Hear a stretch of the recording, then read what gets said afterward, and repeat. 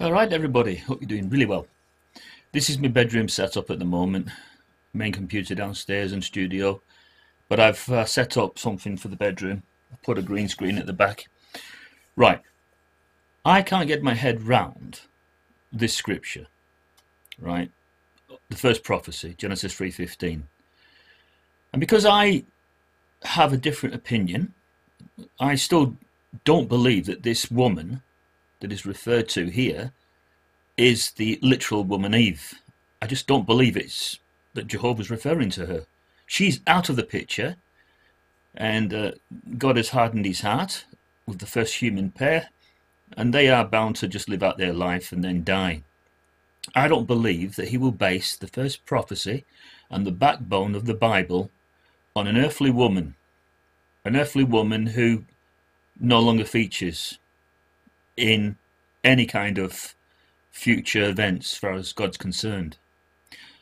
So I believe that this woman that he's referring to is his woman, and in a symbolic sense it's the heavenly organization, his heavenly organization. So I'm putting out a bit of a challenge. This is the Genesis 3:15 Great Debate.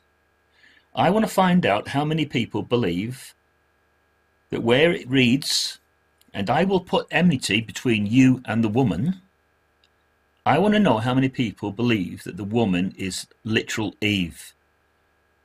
And I also want to know how many people believe that the woman is symbolic of something much more of greater importance than some earthly woman who was duped. I believe that this woman is God telling us that he has a heavenly organization, and it's that heavenly organization that is at enmity with the serpent's organization. And I believe that this scripture is telling us just those facts. And so when Satan's organization or the serpent's organization inflict the ankle injury to Jesus, that was a small victory in a way, but it wasn't a fatality. So I still believe, and I don't think I'm ever going to change my opinion on this, after 30 years or more of always believing that this has greater importance than some woman who was the first to be deceived. This is Jehovah saying what he's about to do, and how they would never be friends again. Well, certainly, I wouldn't say they were ever friends, but at one time they were all residing in the heavens. That meant Satan and all Satan's followers and God's organization, the angels of various descriptions, sizes. They were all at one point residing in the heavens until they had that big falling out. So I think this is just further proof that Jehovah had decided once and for all to put this division between the two, between his side and Satan's side. So this challenge is open to current Jehovah's Witnesses. It is open to ex-Jehovah's Witnesses. It is open to anybody that has an opinion on Genesis 3:15. If you believe like me that this is not talking about Eve, that this is talking about Jehovah's righteous heavenly organization, then I'd like to hear from you. If you do believe it's talking about Eve, then say what your reasons for believing that fact is. Because I'm not likely to change my opinion unless I hear a much better sounding argument than what I've heard up to now. So the challenge is open to you all, and it's called the Genesis 3:15 Great Debate. Thank you.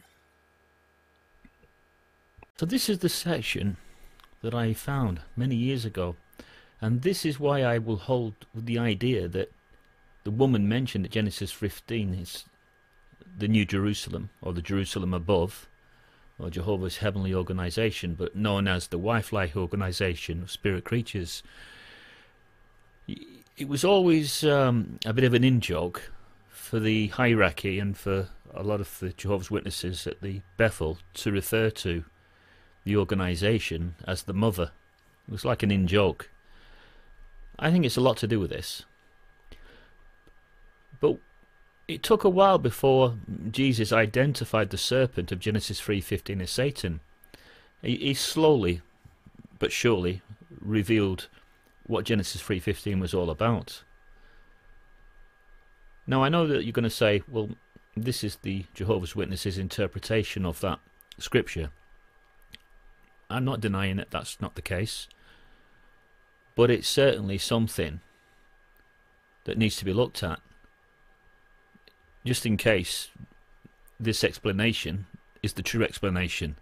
Because I've never agreed that Genesis 3:15 was talking about earthly woman Eve. It never made sense to me.